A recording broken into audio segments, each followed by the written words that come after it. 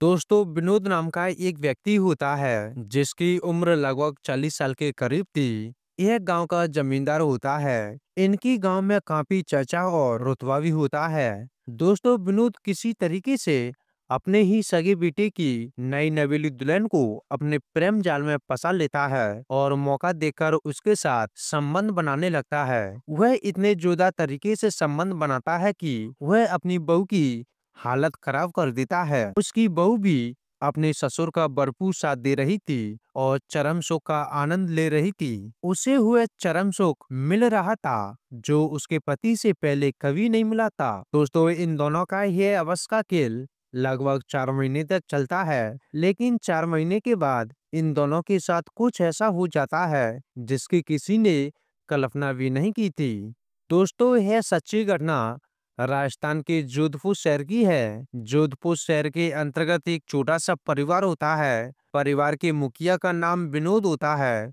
उनकी उम्र लगभग 40 साल के करीब होती है। वह अट्टा-गट्टा पहलवान जैसा आदमी होता है और गांव का जमींदार भी होता है। गांव में इसका काफी रुतबा था, इसलिए गांव के लोग उनको काफी मानते थे और अपनी समस्याओं को लेकर इनके पास भी आया करते थे। इनके पास काफी जमीन जायदाद होती है। काफी सारे नौकर चाकर इनके घर पर काम किया करते थे। इनकी पत्नी का 10 साल पहले ही एक बीमारी के चलते देहांत हो जाता है। विनोद का एक इकलौता बेटा राजू, जिसकी उम्र लगभग 22 साल के करीब होती है। राजू ने अपनी पढ़ाई लिखाई खत्म कर ली थी और वह एक कंपनी में इंजीनियर का काम किया करता था। राजू 22 साल का जवान हो चुका था, इसलिए उसके पिता को उसकी शादी की चिंता सता रही थी।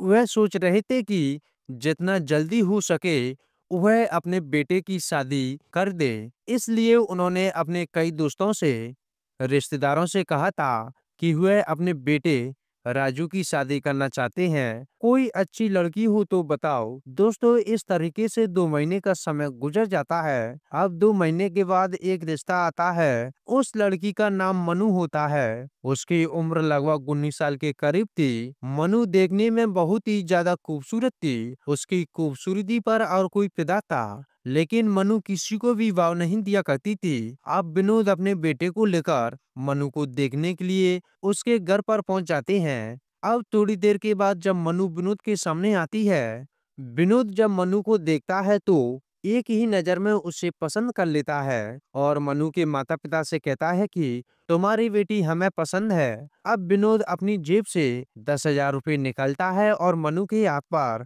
रख देता है और उससे कहता है कि आज से तुम हमारी बहू हो। अब इन दोनों का रिश्ता पक्का हो जाता है और लगभग इस तरीके से 3 महीने का समय गुजर जाता है। 3 महीने के बाद वह दिन भी आ जाता है जब राजू दूल्हा बनता है और बारात लेकर मनु के घर पहुंच जाता है। फिर राजू और मनु की शादी होती है और राजू मनु को अपनी दुल्हन बनाकर अपने घर ले आता है। अब मनु अपने कमरे में बैठी हुई अपने पति राजू के आने का इंतजार कर रही थी। रात के 11 बजे के करीब राजू अपनी पत्नी के कमरे में चला जाता है। वह जब उसका घूंघट उठाता है तो देखते ही खुश हो जाता है, क्योंकि उसकी पत्नी बहुत ही ज्यादा खूबसूरत थी। राजू सोच रहा था कि आज तो ताबड़तोड़ तरीके से स्वागत मनाए। पहले तो वह मनु के साथ बातचीत करता है, मनु से पूछताछ करता है और अपने बारे में बताता है। अब बातचीत में 1 घंटे का समय गुजर जाता है। फिर ये दोनों एक दूसरे के साथ स्वागत मनाने की तैयारी करने लगते हैं। फिर राजू जब मनु के साथ स्वागत मनाता है तो 2 मिनट के अंदर ही डिस्चार्ज हो जाता है और सो जाता है। अब मनु सोच रही थी कि वह तो इस रात को यादगार रात बनाना चाहती थी, लेकिन मेरे पति ने तो मेरा साथ ही नहीं दिया। अब वह यह भी सोच रही थी कि पहली पहली रात में इंसान के अंदर पहली रात में डर होता है, कहीं इसी वजह से 2 मिनट के अंदर डिस्चार्ज नहीं हो गया, जिस वजह से उसने मेरा साथ नहीं दिया। अब मनु इसी सोच विचार में सो जाती है और अगली रात के आने का इंतजार करने लगती है। फिर अगली रात जब आती है तो रात 9 बजे के करीब मनु अपने कमरे में बैठी हुई अपने पति के आने का इंतजार कर रही थी। फिर 9 बजे के करीब राजू मनु के कमरे में चला जाता है और जाकर सोने लगता है। फिर मनु उससे कहती है कि तुम सो रहे हो, मैं चाहती हूँ कि तुम मुझसे प्यार करो, मेरी ख्वाहिश को पूरा करो। कल हमारी सौगात थी। मैं चाहती थी कि इस रात को हम एक यादगार रात बनाए, लेकिन तुमने मेरा साथ नहीं दिया और 2 मिनट के अंदर ही डिस्चार्ज होकर तुम सो गए। आखिर मेरी भी कुछ ख्वाहिशें हैं, मेरी भी शारीरिक जरूरतें हैं। अगर तुम यह सब पूरी नहीं करोगे तो फिर कौन करेगा? फिर राजू उससे कहता है कि मुझे नींद आ रही है, मैं थका हुआ हूँ, तुम भी सो जाओ, मैं भी सो रहा हूँ। अब मनु उसकी बात मान जाती है और वह भी सोने लगती है। दोस्तों, राजू रोज का कोई ना कोई बहाना बनाया करता था। वह मनु से कहता था कि कभी मुझे नींद आ रही है, कभी मैं थका हुआ हूँ, कभी मेरी तबीयत खराब है। अब इस तरीके से 7 दिन का समय गुजर जाता है। एक दिन रात के 10 बजे के करीब मनु राजू से लड़ने लगती है। उसको तरह तरह की बातें सुनाती है और उससे कहती है कि तुम नामर्द हो, तुम्हारे बस की कुछ नहीं है, तुमने मेरी जिंदगी बर्बाद कर दी, मैं कहीं की नहीं रही हूँ।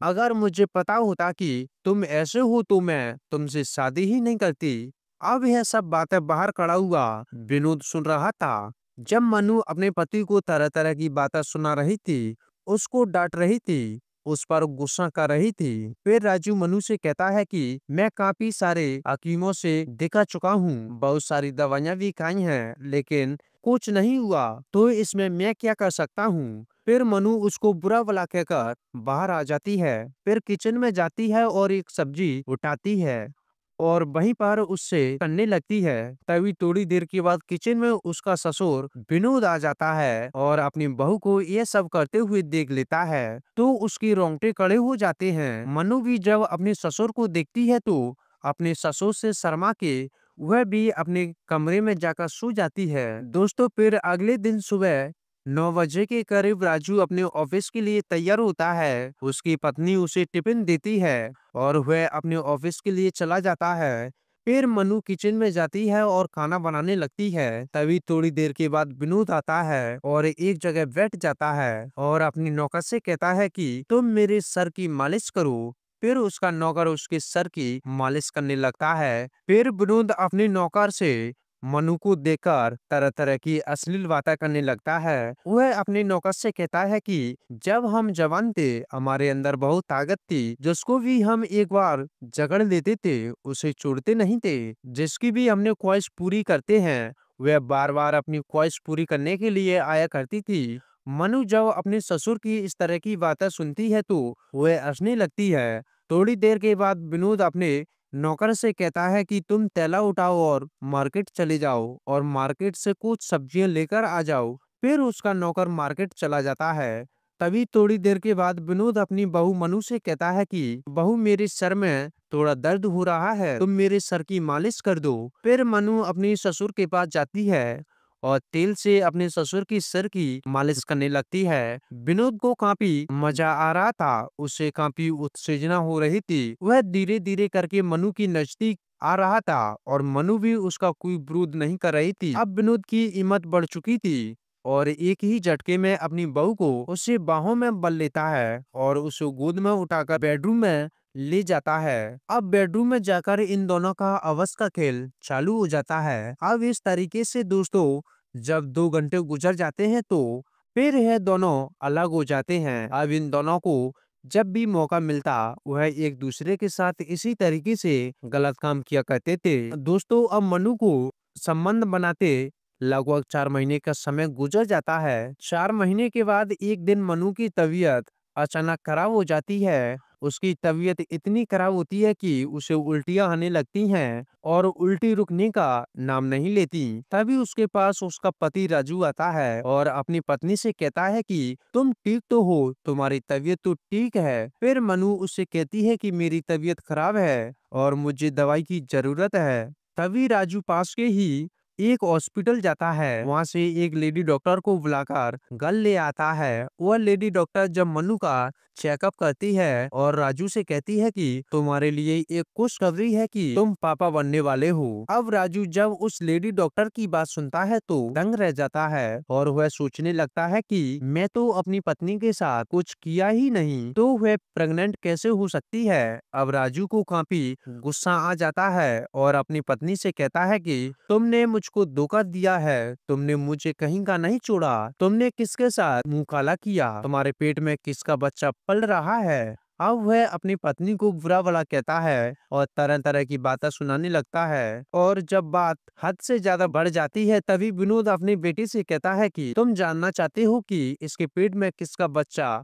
पल रहा है, तो तुमको बताता हूँ। फिर विनोद कहता है कि तुम्हारी पत्नी के पेट में जो बच्चा पल रहा है वह मेरा बच्चा है। दोस्तों, राजू अपने पिता की यह बात सुनता है तो वह दंग रह जाता है और अपने पिता से कहता है कि मेरी पत्नी ने तो मुझे धोखा दिया ही है और साथ में तुमने भी मुझे धोखा दिया है। तुमने मेरी जिंदगी बर्बाद कर दी, मुझे कहीं का नहीं छोड़ा। मैं तुम दोनों को छोड़ूंगा नहीं और पुलिस थाने जाकर रिपोर्ट दर्ज करा दूंगा। फिर यह दोनों डर जाते हैं और राजू को समझाने लगते हैं, उनसे माफी मांगने लगते हैं, लेकिन यह नहीं मानता और पुलिस को फोन कर देता है। दोस्तों, कुछ देर के बाद पुलिस इनके घर आ जाती है। फिर पुलिस राजू से कहती है कि मामला क्या है, बात क्या है। फिर राजू सारी बातें बताता है और कहता है कि इस तरह का मामला है, मेरे पीठ पीछे इन दोनों ने हवस का गंदा खेल खेला है, मुझे धोखा दिया है, जिसका नतीजा मेरी पत्नी के पेट में पल रहा है। फिर पुलिस इन दोनों को थाने ले जा पहुंचती है। अब पुलिस मनु से पूछताछ करती है और कहती है कि क्या तुमने अपनी मर्जी से यह सब किया या तुम्हारे साथ जबरदस्ती हुआ है। फिर मनु पुलिस से कहती है कि यह सब मेरी मर्जी से हुआ। अब पुलिस कर भी क्या सकती थी जब इन दोनों ने अपनी मर्जी से किया है। इसके बाद इन दोनों को रिहा कर दिया जाता है।